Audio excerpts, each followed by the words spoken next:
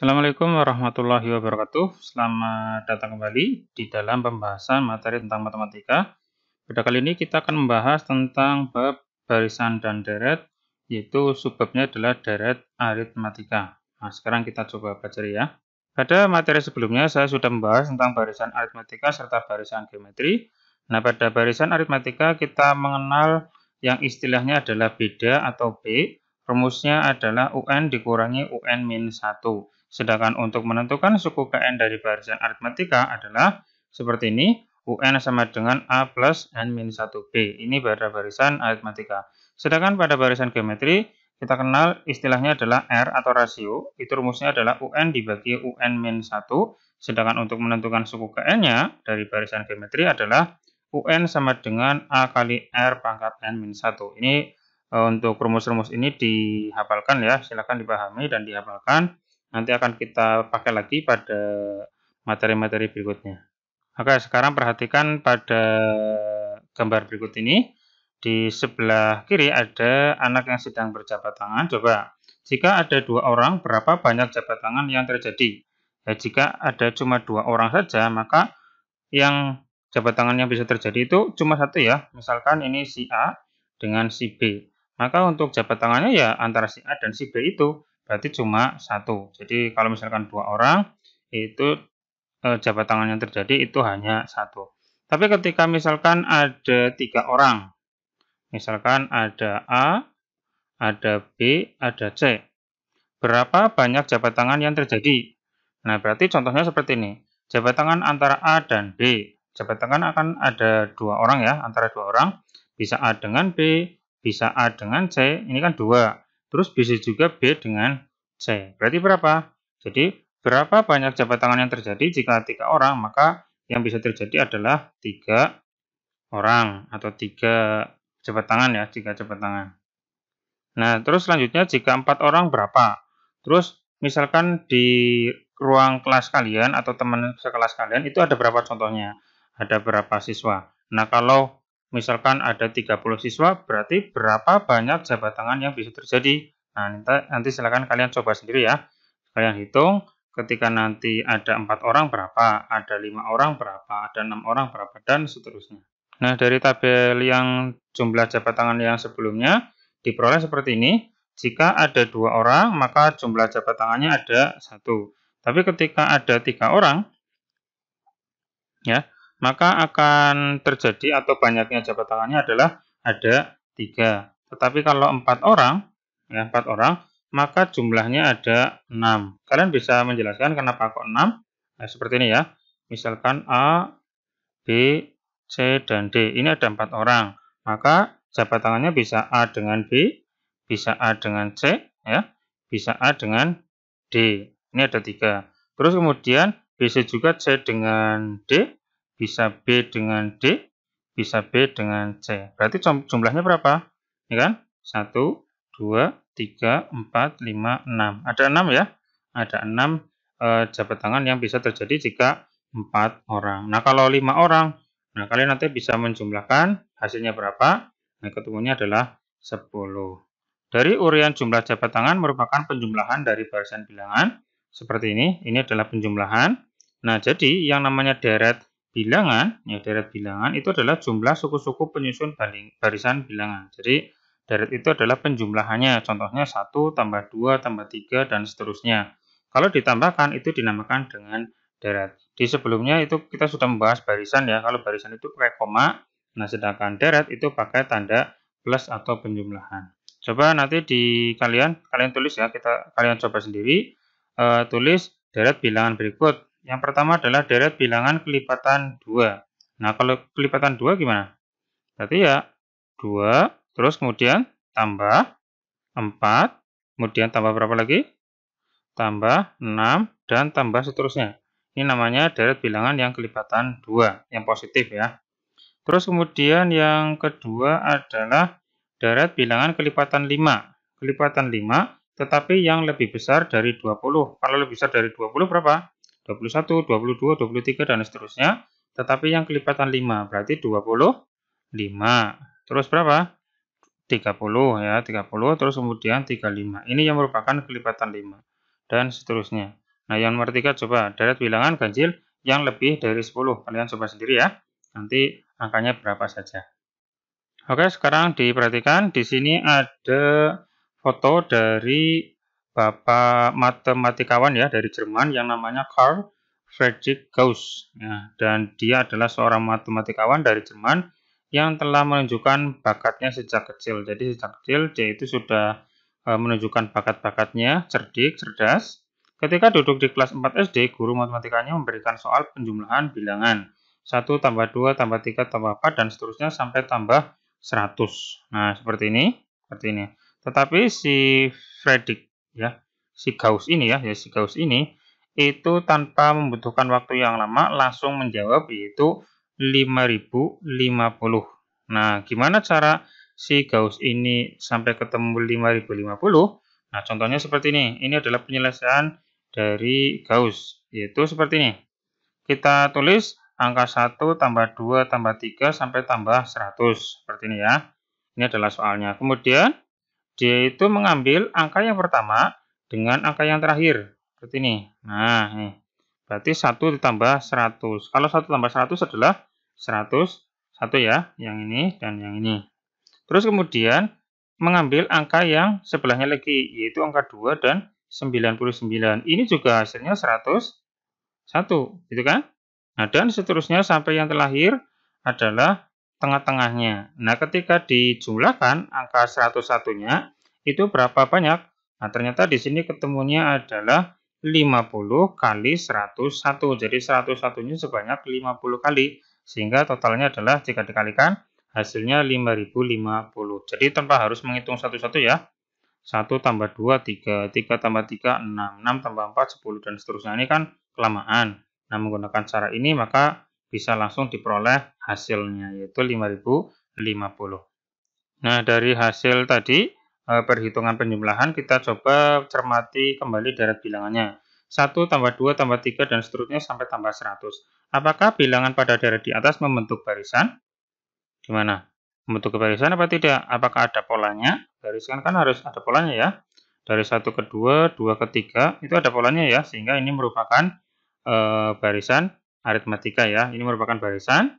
Terus kemudian barisan apakah yang dibentuk dari suku-suku pada deret di atas? Nah, gimana? Apakah aritmatika maupun atau geometri? Nah, kita lihat di sini, ini kan plus 1, plus 1, plus 1. Karena bedanya sama, maka ini dinamakan dengan masuknya ke aritmatika. Sehingga yang namanya deret aritmatika, ya, deret aritmatika itu adalah suatu deret yang diperoleh dari menjumlahkan suku-suku pada barisan aritmatika. Jadi ini merupakan barisan aritmatika kalau pakai koma, kemudian pakai atau dihubungkan dengan tanda plus, namanya adalah deret aritmatika. Nah, kemudian pada deret aritmatika ada istilahnya rumus untuk menghitung jumlah suku-suku deret aritmatika. Rumusnya ada 2 ya, nanti tergantung yang diketahui. Ada 2 ini rumusnya. Intinya sama saja. Sn itu adalah jumlah deret sebanyak n suku pertama, yaitu n per 2 dikalikan A plus UN. Ini rumus yang pertama. Atau bisa juga Sn sama dengan n per 2 kali 2A plus n min 1B. Dengan A adalah suku pertama, B-nya adalah beda, sedangkan n-nya adalah banyaknya suku. Dan ini adalah rumus untuk menghitung jumlah suku-suku deret aritmatika. Ayo kita coba mengerjakan latihan soal berikut ini. Yang pertama, jumlah 5 suku pertamanya. Jadi untuk menentukan S5, diketahui deret 2, 4, 6, dan seterusnya. Itu 2 tambah 4 tambah 6. Maka jumlah 5 suku pertamanya, ya bisa pakai cara manual ya. Kalau pakai cara manual ya berarti 2 tambah 4, 4 tambah 6, 6 tambah dan seterusnya sampai angka ke 5. Nah, sekarang pakai rumus. Nah, untuk menentukan rumus jumlah 5 suku pertama, yaitu Sn rumusnya. Sn sama dengan n per 2 kali 2A plus n min 1B. Nah, ini adalah rumus untuk menentukan jumlah n suku pertama. Nah, kita ketahui dulu dari yang nomor pertama ini, nilai A-nya adalah berapa? Nilai A-nya 2 ya, nilai A-nya 2. Nilai B-nya adalah 4 dikurangi 2, hasilnya 2. Nah, kita coba hitung menggunakan rumus yang ini ya. berarti S5, ya, S5 itu sama dengan N. N-nya berapa? N-nya ya 5 ya. 5 per 2. Terus 2A, 2 kali 2 plus N. N-nya adalah 5 min 1 kali B.